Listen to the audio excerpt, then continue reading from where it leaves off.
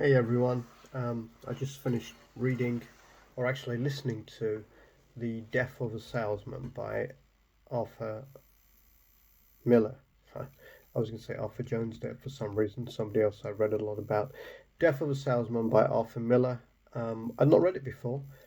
I'd um, I'd heard about it. I'd heard about it a lot. It's his most famous play. It's very famous, and obviously, you know Arthur Miller if you know playwrights or if you know literature at all. And I got it on Audible and just sat down and listened to it in one sitting. It's less than an hour and a half, I think. Absolutely brilliant.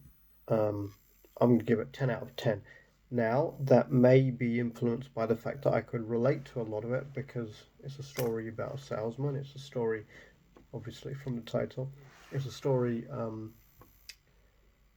I've worked in sales and I could relate to a lot of it. So it's so great how Arthur Miller builds stories and they're based on just the sort of, if you peel away the layer of a normal relationship and everything that's underneath and the expectations people have of themselves and they have of each other. So this guy, Willie Loman, is a salesman who's always telling his kids how great he is, how many people respect him and know him and everything else.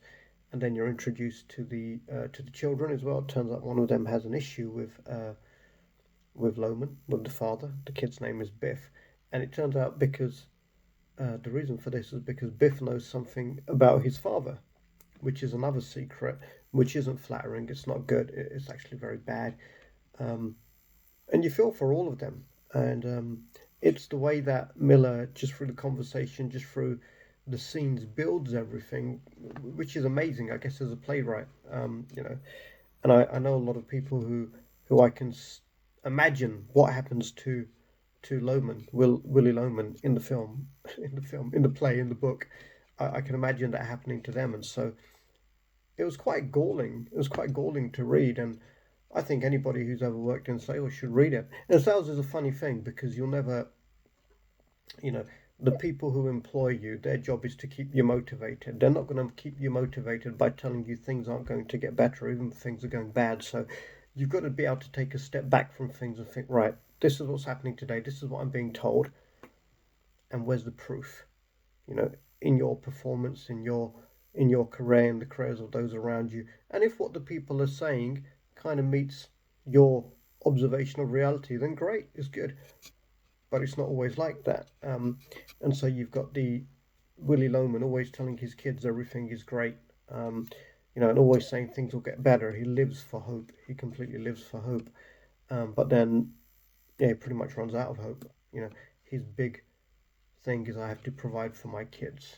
Um, and then you hear about he's got an elder brother who got very rich at a young age, who actually offers him a job, but he doesn't take it. Now, that, if you're looking at it from a classical play, if you're doing literature and you always look for the fatal flaw, the character's fatal flaw, is probably his pride. He's too proud to take a job that's offered to him, which would actually save him, because it's the death of a salesman. He does die in the end. I'm not going to give away too much. That clue's in the title anyway, but absolutely brilliant. I actually found it quite engaging. I actually got emotional listening to it. When you listen to something and it hits you, which is what I think good art should be. Whether it's literature, whether it's music, whether it's visual art, it's got to get a reaction. And boy, did that book got a reaction from me. By the end of it, I was sitting there shaking my head, saying, "Wow, really, really good. Really enjoyed it." It's kind of got me to the place where I think I want to go and read all of Arthur Miller's stuff now, even what I've read before. I just want to read it all again. Anybody who works in sales, or anybody who reads books, or I'm trying to cast the net quite wide here. Read the book. Read The Death of a Salesman by Arthur Miller because it's absolutely brilliant. I'm going to give it 10 out of 10. And it's almost changed my perspective, because it's funny with sales, isn't it? If you read a book about sales, especially if it's by somebody who's been in sales, for example, if you read The Wolf of Wall Street, you probably think this is, God, look how much money can be made in sales. Oh, isn't it amazing? Oh, what a great career it is. And you go into it. Um, Compared to if you read something like The Death of a Salesman, you think, oh my God, who'd ever go into sales? But in both of those books, in both of those perspectives, there is a measure of truth, and the rest is storytelling. And obviously, you have some natural salesmen, which somebody like Jordan Belfort, the author of Wolf of Wall Street, is.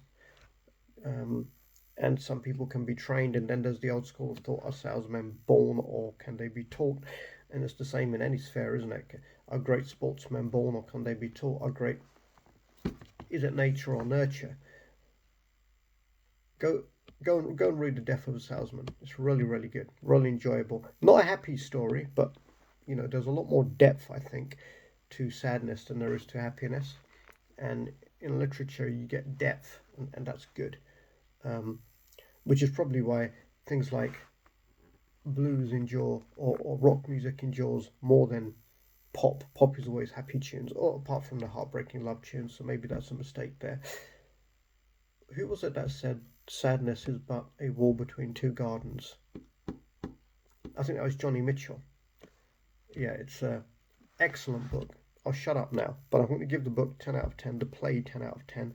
Death of a Salesman by Arthur Miller. Definitely recommend it. I think you should read it.